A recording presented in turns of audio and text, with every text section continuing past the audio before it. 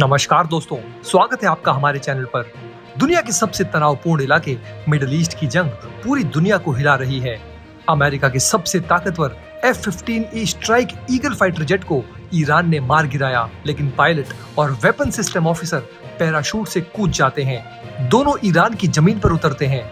America के लिए ये एक बहुत बड़ा झटका था। अमेरिका ने पायलट को कुछ घंटों में बचा लिया, लेकिन वेपन सिस्टम ऑफिसर जो एक कर्नल थे, रविवार तक ईरान की पहाड़ियों में छिपे रहे।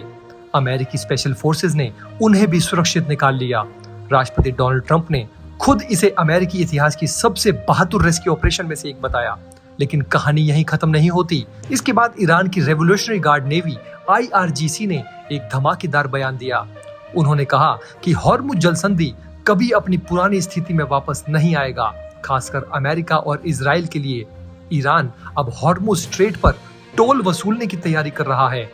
अमेरिका, इजराइल और उन देशों के जहाजों पर पाबंदी लगाने वाला नया कानून संसद में तैयार हो रहा है।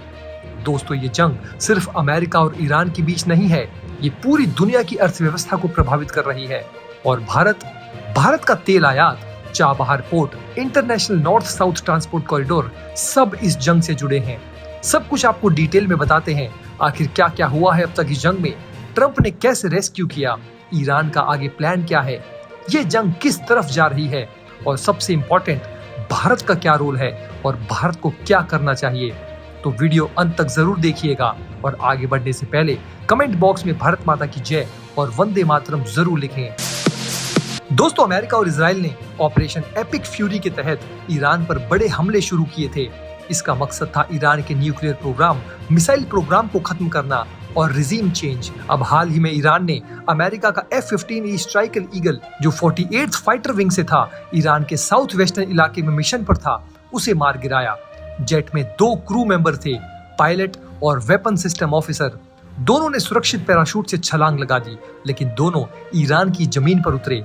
अमेरिकी अधिकारियों को शुरू में डर था कि ये रेडियो संदेश ईरान का जाल हो सकता है।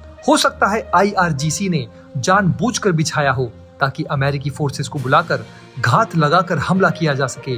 लेकिन ट्रंप प्रशासन ने रिस्क लिया। पायलट को शुक्रवार को ही स्पेशल फोर्सेस ने बचा लिया, लेकिन WSO, जो एक हाईली रेस्पेक्टेबल कर्नल थे, वो करीब 48 घंटे तक पहाड़ी इलाके में छिपे रहे। उन्होंने सिर्फ पिस्तौल के साथ खुद को बचाए रखा। ट्रंप ने रविवार सुबह ट्रुथ सोशल पर पोस्ट किया, "वी गॉट हिम", हमने उसे बचा लिया, वो अब सेफ एंड साउंड है। ट्रंप ने एक्सियोस और अन्य मीडिया को बताया कि शुरू में अमेरिकी अधिकारी बहुत सतर्क था। उन्हें डर था कि रेडियो मैसेज ईरानी ट्रैप हो सकता है। फिर भी delta force, navy seal team 6 और सैकड़ों स्पेशल ऑपरेशंस ट्रूप्स ने मिशन को अंजाम दिया। दर्जनों एयरक्राफ्ट्स, A-10 वॉर्थॉग्स, C-130S शामिल थे।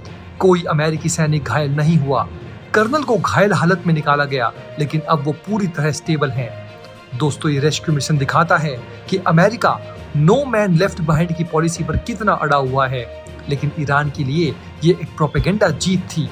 अब आते हैं सबसे बड़े ट्विस्ट पर। जेट गिरने के बाद IRGC नेवी ने बयान जारी किया कि हॉर्मुज जल संधि कभी भी अपनी पुरानी स्थिति में वापस नहीं आएगा। खासकर अमेरिका और इजराइल के लिए ईरान खाड़ी क्षेत्र में नई व्यवस्था के लिए अंतिम चरण में है। ईरानी संसद एक नया मसौदा तैयार कर रही है। इसके तहत हॉर्मुज से गुजरने वाले जहाजों से टोल वसूला जाएगा। ईरानी रियाल में पेमेंट होगी। अमेरिका और इजराइल से जुड़े जहाजों पर पूरी तरह से पाबंदी होगी। उन देशों पर प्रतिबंध होगा जिन्होंने ईरान पर सैंक्शंस लगाए हैं। आपको बता दें दोस्तों कि हॉर्मुज स्ट्रेट दुनिया के 20% तेल और LNG का रास्ता है। रोजाना 21 मिलियन बैरल तेल गुजरता है यहाँ से। ईरान का दावा है कि ये नया टोल सिस्टम उन्हें 70 से 80 बिलियन डॉलर सालाना कमाई दे सकता है। पहले से कुछ जहाज IRGC के इंटरमीडियरीज के जरिए टोल दे चुके हैं, पेमेंट युआन या क्रिप्टो में। ट्रैफिक 95% कम हो चुका है। ईरान कह रहा है कि वो नई व्यवस्था बना रहे हैं।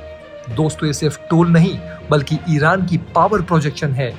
अगर हॉर्मुज पूरी तरह बंद हुआ तो ग्लोबल ऑयल प्राइस आसमान छू सकता है। दोस्तों, ये जंग अब 37 दिन से चल रही है। शुरू में अमेरिका इजराइल ने सैकड़ों हमले किए। सुप्रीम लीडर अली खमेनेई समेत कई टॉप लीडर्स मारे गए। ईरान ने जवाब में मिसाइल और ड्रोन हमले किए। अब F-15E गिराना दिखाता है कि ईरानी एयर डिफेंस अभी भी मजबूत है। कहाँ जा रही है ये जंग? ट्रंप कह रहे हैं कि ऑपरेशन सफल हो रहा है, लेकिन ईरान हॉर्मुज को हथियार बना रहा है। अगर ईरान ने हॉर्मुज स्ट्रेट बंद किया तो न सिर्फ अमेरिका, इजराइल बल्कि पूरी दुनिया प्रभावित होगी। ऑयल प्राइस 100 से $120 प्रति बैरल तक जा सकता है। ग्लोबल इन्फ्लेशन बढ़ेगी। लेकिन एक बात साफ है, दोनों तरफ से कोई भी पीछे हटने को तैयार नहीं दिख रहा है। ईरान नई व्यवस्था चाहता है, अमेरिका रिजीम चेंज की बात कर रहा है। ये जंग लंबी चल सकती है। अब इसमें सबसे महत्वपूर्ण सवाल यह है कि भारत का इसमें क्या रोल है। तो दोस्तों, भारत रोजाना 5.5 मिलियन बैरल क्रूड ऑयल आयात करता है। पहले 40% हॉर्मुज से आता था, अब हमने डाइवर्सिफाई किया है 70% ऑल्टरनेटिव रूट से। मार्च में रूस से ऑयल इंपोर्ट 90% तक बढ़ गया। सरकार ने 60 दिनों का स्टॉक सिक्योर कर लिया है, लेकिन एलपीजी और एलएनजी का आयात अभी भी मिडिल ईस्ट पर निर्भर है। हॉर्मुज डिसरप्शन से भारत का एलपीजी इंपोर्ट 40% गिर गया। चाबहार पोर्ट भारत की रणनीतिक संपत्ति है। INSTC के जरिए सेंट्रल एशिया और यूरोप का रास्ता खुलता है। अमेरिका ने सैंक्शंस वेवर अप्रैल 2026 तक बढ़ाया है, लेकिन आगे क्या होगा? भारत ने कहा है कि हम और फंड नहीं लगाएंगे, लेकिन पोर्ट को छोड़ नहीं रहे। भारत का रोल बैलेंस्ड है। हम अमेरिका और इजराइल के साथ मजबूत पार्टनर हैं, क्वाड, I2U2, लेकिन ईरान से भी हमारे पुराने रिश्ते हैं। हमने हमेशा डी-एस्केलेशन की अपील की है। तो ऐसे में भारत को क्या करना चाहिए? भारत को कूटनीति तेज करनी चाहिए। सभी पक्षों से बात करो, शांति की अपील करो। साथ ही साथ एनर्जी डाइवर्सिफाई करनी होगी और रूस, अमेरिका, अफ्रीका से तेल लाना होगा। रिन्यूएबल एनर्जी बढ़ाओ, स्ट्रेटेजिक पेट्रोलियम रिजर्व भर लो। नेवी को इंडियन ओशन में और मजबूत करो ताकि हमारे टैंकर सुरक्षित रहें।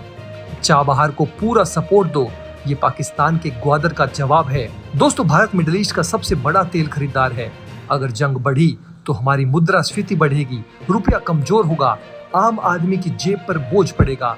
इसलिए भारत को न्यूट्रल लेकिन एक्टिव रोल निभाना चाहिए। अब दोस्तों, सबके बीच सबसे बड़ा सवाल यह है कि क्या दुनिया शांति की तरफ बढ़ेगी या और खून खराबा होगा? आप क्या सोचते हैं? कमेंट बॉक्स में जरूर बताइए। भारत को ईरान के साथ कितना आगे बढ़ना चाहिए? क्या हॉर्मुज बंद होने से सबसे ज्यादा नुकसान भारत को होगा? कमेंट में जरूर बताइए दोस्तों। मिलते हैं अगले वीडियो में। जय हिंद। दोस्तों, अगर आप हमारे काम को पसंद करते हैं और हमारी खबरें आपको पसंद आती है तो हमारे इस चैनल को सब्सक्राइब किए बिना बिल्कुल भी मत जाइएगा। हमारे इस उभरते हुए चैनल को सपोर्ट कीजिए और आपका एक एक सब्सक्राइब हमारे लिए बहुत मायने रखता है।